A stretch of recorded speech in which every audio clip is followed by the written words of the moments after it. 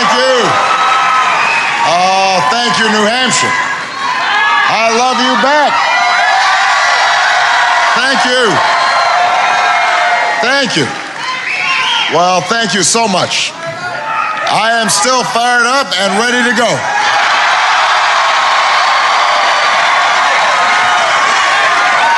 Thank you. Thank you.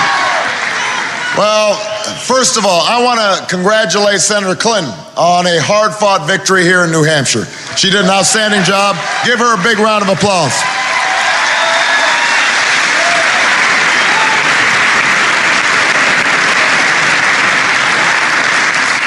You know, a few weeks ago, no one imagined that we'd have accomplished what we did here tonight in New Hampshire. No one could have imagined it. For most of this campaign, we were far behind.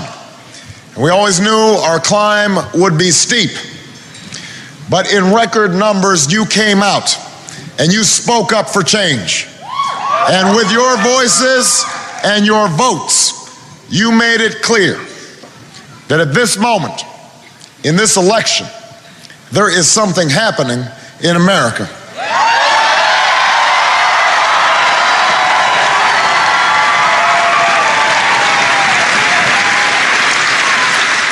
There is something happening when men and women in Des Moines and Davenport, in Lebanon and Concord, come out in the snows of January to wait in lines that stretch block after block because they believe in what this country can be. There is something happening. There's something happening when Americans who are young in age and in spirit, who've never participated in politics before, turn out in numbers we have never seen because they know in their hearts that this time must be different.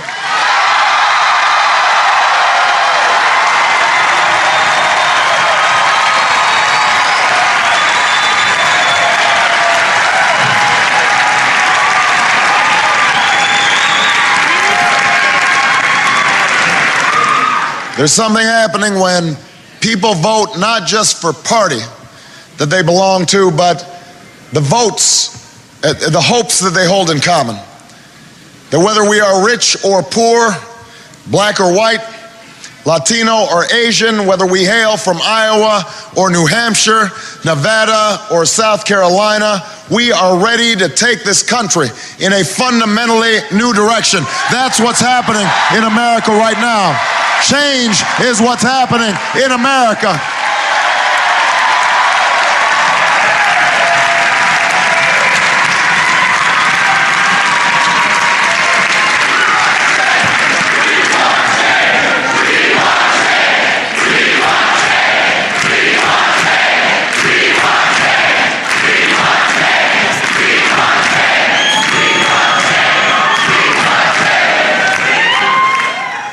You, all of you who are here tonight, all who put so much heart and soul and work into this campaign, you can be the new majority who can lead this nation out of a long political darkness. Democrats, independents, and Republicans who are tired of the division and distraction that has clouded Washington, who know that we can disagree without being disagreeable, who understand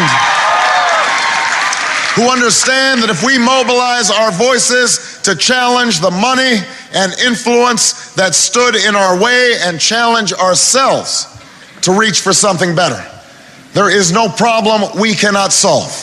There is no destiny that we cannot fulfill. Our new American majority can end the outrage of unaffordable, unavailable health care in our time.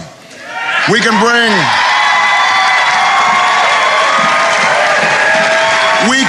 doctors and patients, workers and businesses, Democrats and Republicans together, and we can tell the drug and insurance industry that while they get a seat at the table, they don't get to buy every chair. Not this time, not now.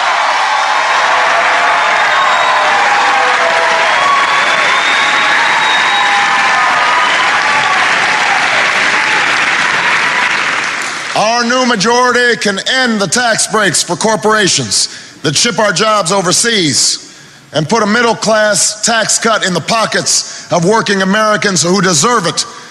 We can stop sending our children to schools with corridors of shame and start putting them on a pathway to success. We can stop talking about how great teachers are and start rewarding them for their greatness by giving them more pay and more support. We can do this with our new majority.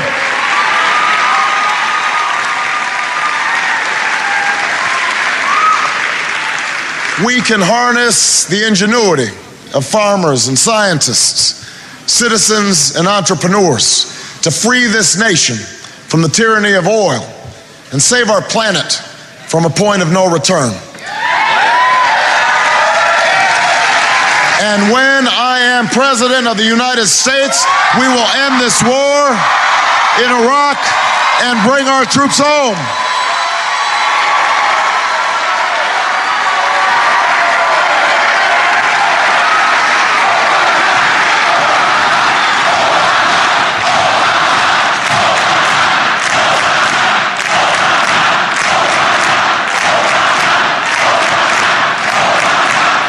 We will end this war in Iraq. We will bring our troops home. We will finish the job. We will finish the job against Al-Qaeda in Afghanistan. We will care for our veterans. We will restore our moral standing in the world.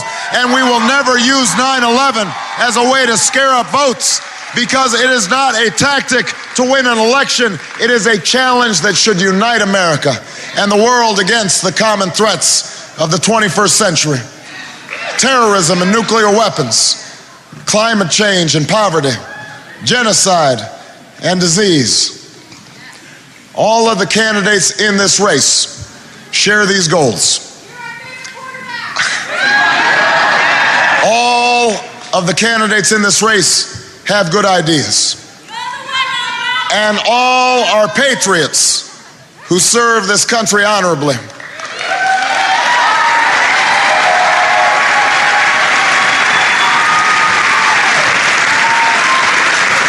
But the reason our campaign has always been different, the reason we began this improbable journey almost a year ago, is because it's not just about what I will do as president. It is also about what you, the people who love this country, the citizens of the United States of America, can do to change it. That's what this election is all about.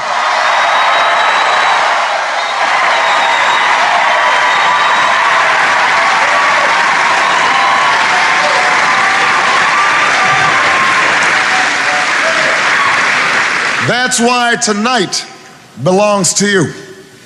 It belongs to the organizers and the volunteers and the staff who believed in this journey and rallied so many others to join the cause. We know the battle ahead will be long, but always remember that no matter what obstacles stand in our way, nothing can stand in the way of the power of millions of voices calling for change. We have been told we cannot do this by a chorus of cynics, and they will only grow louder and more dissonant in the weeks and months to come. We've been asked to pause for a reality check. We've been warned against offering the people of this nation false hope. But in the unlikely story that is America, there has never been anything false about hope.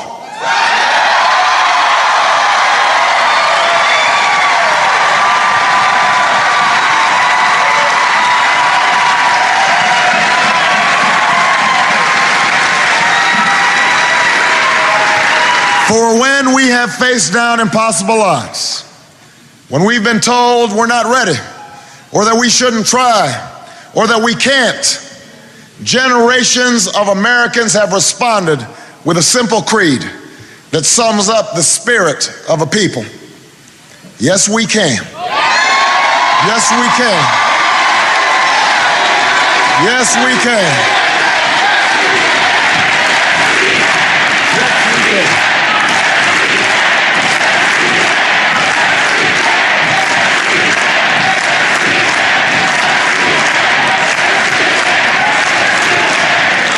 It was a creed written into the founding documents that declared the destiny of a nation.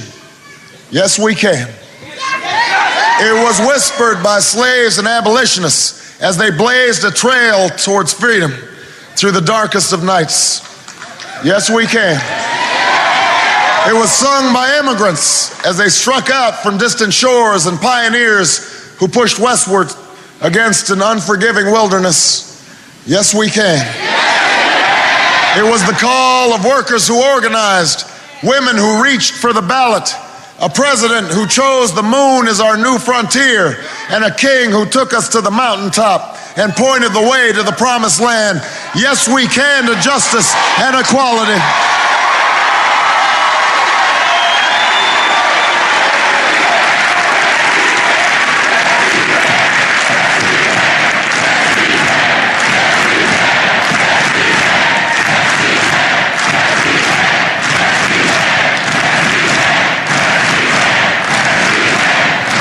Yes, we can to opportunity and prosperity.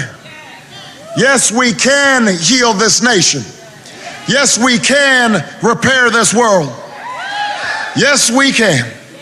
And so tomorrow, as we take the campaign south and west, as we learn that the struggles of the textile workers in Spartanburg are not so different than the plight of the dishwasher in Las Vegas, that the hopes of the little girl who goes to the crumbling school in Dillon are the same as the dreams of the boy who learns on the streets of LA. We will remember that there is something happening in America, that we are not as divided as our politics suggest, that we are one people, we are one nation, and together we will begin the next great chapter in the American story with 3 words that will ring from coast to coast, from sea to shining sea. Yes, we can. Thank you, New Hampshire. Thank you.